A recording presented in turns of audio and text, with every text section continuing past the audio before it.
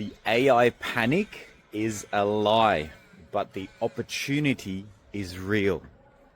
If you are a business owner, an entrepreneur, or anyone that is being smashed with dopamine, shiny ball induced YouTube videos, social media clips about how AI is fully replacing, you should learn Claude code, you should learn these things. This is for you. As a business owner, you're probably wearing all the hats. Now, I'm the kind of person that if you give the hardest job to the laziest guy, he'll find the quickest way to do it. In my daily job of running hundreds and hundreds of active campaigns, websites, SEO, Google ads, Facebook ads, I wear all of the hats not only for my business, but for most of my clients' business, because they are a lot of the time a sole operator with a micro team.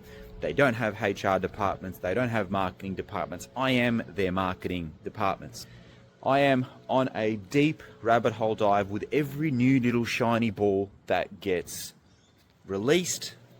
I see a video of check out the final results of this and Clawbot and Claw Code and co-work and buy my skills and buy these templates, and I go ahead and buy them. And as a business owner and someone that is looking to implement it for all of my clients, a lot of the time, a lot of that stuff is surface level as always. So I really just want you to be mindful that when you see these shiny balls, a lot of the time it's surface level, and you need to ask yourself, what is their main source of income that are talking about this? A lot of the time, it's someone who attempted to be an agency owner or someone who attempted to run a business, and then they realize that they can actually make money by just talking about this thing. And so they'll be using all of the hooks and all of the tactics to get attention. Now, I'm not saying there's no opportunity in this. There's crazy opportunity. But if you expect AI to just come in and just a bunch of agents run your business, it depends on what business you're in. And she agrees clearly, but the takeaway for right now for me personally is I'm still very much a believer that I'm using all of the latest and greatest processes with AI to complement real human work. It's to give my team superpowers in their current day-to-day work. So if we used to manually visit websites and, for example, we build a lot of directories. So we will manually visit a website, we will manually review it, we will manually gather reviews and things like that. Whereas now I have built a crawler that connects to a custom GPT or a custom Claude project, and I empower my team to have multiple URLs. And that's right, that's exactly what's going on.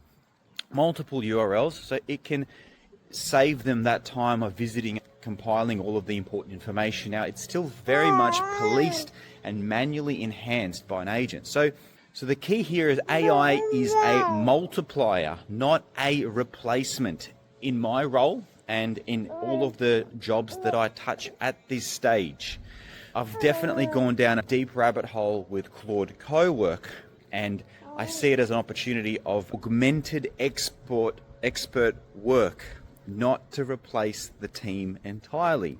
Now, I'd want nothing more than just to press a button and then it spits out this and this, and I've got it to spit out this and this. A lot of the time, what it spits out is not meaningful. And we're possibly another update away, another 5 away, but I'm still a big believer that in my agency, every single one of my team members, it will be empowered by skills, custom GPTs, and projects with deep history on the niche, on the client data in terms of the about us, their tone of voice, their expert knowledge, their ideal client persona. So not private data, things about them, who they sell to. This is a builder, it's a custom home builder.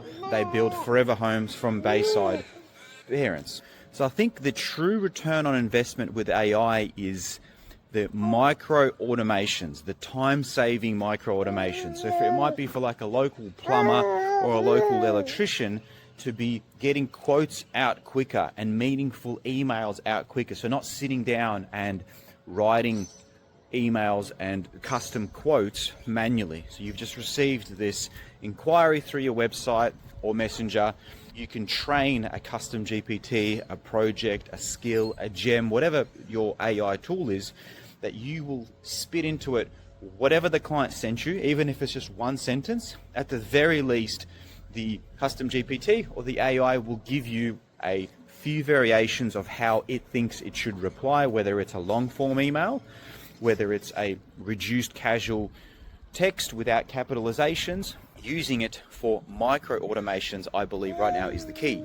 So things like transcribing client calls, summarizing Google Ads reporting, generating FAQ, content reviews is what I use it for. I look at crazy amounts of data, whereas now I can look at all the historic data of a Facebook campaign, all the historic data of a Google campaign, and we can take out the things that matter. As long as I tell it what metrics we're actually hunting for, it needs context. Otherwise, it's just going to feed me stuff that pleases me, right? Now, I believe that everybody should be allocating 1 to 2 hours a week to be toying with AI in specifically their jobs. If they're an employee, find ways that you can do your work faster, better, of higher quality. Find workflows that are not being done by other employees. Someone might be semi-retired, they don't have the energy for it, their mind is elsewhere. That will enhance you and multiply you as an employee and make you more valuable to the company, as well as position you as a thought leader within your company. Whatever it is that you're doing, as long as you're not breaking the law by sharing private data into AI, you can find ways to template things, to automate things, to make your life easier.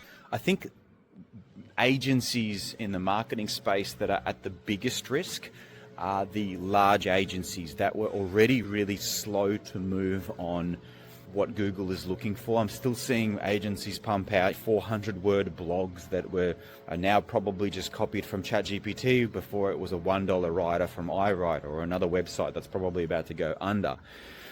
So I believe that those agencies, if they haven't already began weekly trainings on AI and weekly embracing these workflows, they're just going to fall behind in how much they deliver for their client. Because little guys like me can just simply multiply and get more out from everything that we do. I can plan websites quicker. I can plan topically relevant content quicker. I can find commercial intent keywords quicker because I've plugged all of the MCPs and the API into Ahrefs, SEMrush, all of the tools that I use daily and I know how to use daily.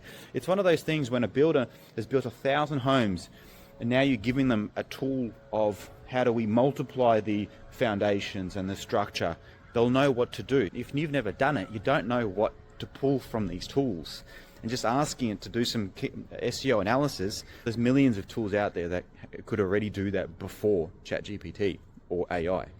So for a local business, it's finding meaningful and quick ways to reply to Google reviews, finding ways to be quicker with your emails and your quotes, finding ways to deliver more value with your day-to-day work. You might have, I don't know, if you're a dentist, you might now, after the service, provide them some kind of a detailed PDF specifically to what their procedure was and how they should look after their teeth post this particular procedure. And it's personalized to them. I'm just making this stuff up. But also the risk to the small business is not embracing, I guess, the way AI is choosing a small business. AI just mimics what's at the top of Google. And what's at the top of Google has good on-page SEO, good titles, good headings, has been mentioned millions of times, thousands of times online in different places. That's backlinks, off-page SEO. So it's a combination of those things that help a business show up higher. And AI has just been slapped over the top of it that basically mimics the top results. And if you're not doing foundational, basic, whatever you want to call it these days, AEO, GEO, SEO, it all falls down to the same practices. The foundation of your site has to have things that all of these bots are looking for. What do you do? Who do you do it for? What's your experience in the space? Should we trust you? Basic trust signals that I've talked about for a long time. So considering this is already almost a 10-minute video, I'm just going to quickly touch on the things that everyone should learn. Learning to use ChatGPT Claude or Gemini for content drafting. Like, how do I multiply my voice, my tone, so I can pump text, meaningful text out quicker, and clearly using the words that I would use on my day-to-day task. That might save you 5 hours, 3 hours, 10 hours of times where you're just like, you're stuck in this, what do you call it?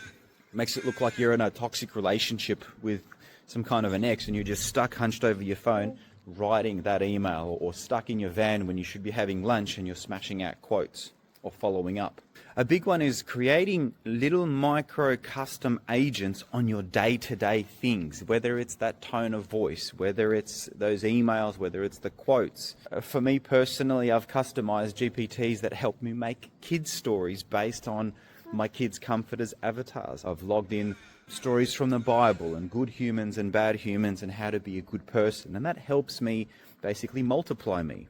I think we're heading in a space where these devices, these phones, are going to be implanted as chips into our bodies, which they are, because this phone is an extension of my body already. So these daily micro GPTs or bots that help us be a better human being, a better parent, better husband, better neighbor, right? I'm not just talking about business.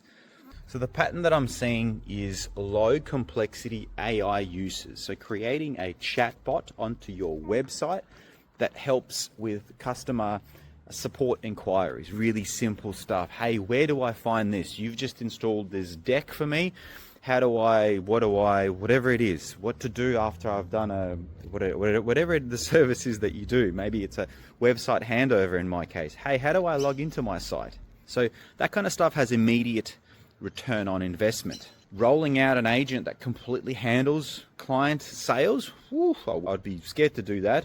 Or putting your clients into an AI voice sales rep, that's pretty scary. Just don't compare yourself to that solo, lives out of mum's garage, solo entrepreneur, 25-year-old SaaS founder who's all in on AI and he's telling you you're going to miss out. Focus on your business and how you can use AI in your day-to-day task. And it really starts with, hey, I am a local plumber, I'm a local dentist. Give me 50 use cases of how I can use you and chat to whichever chatbot you want to use in my day-to-day work, and let it just begin brainstorming ideas for you. Just be mindful, it will hallucinate, it will attempt to feed you what you want to hear. So similar to, I would maybe research what that pimple is on my back, but I would still go see a doctor about it if it's serious enough. That mozzie bite on my kid's skin, I would probably, the first thing I do is throw it into Gemini and Nano Banana to get an understanding, but I would still speak to a GP. So same goes with this.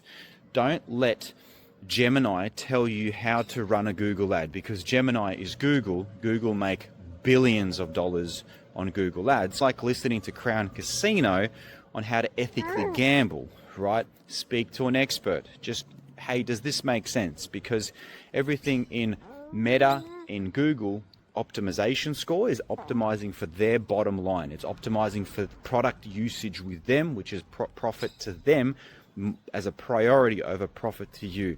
Hope that makes sense. 14-minute video. I'm going to wrap it up there. Let me know if you have any questions.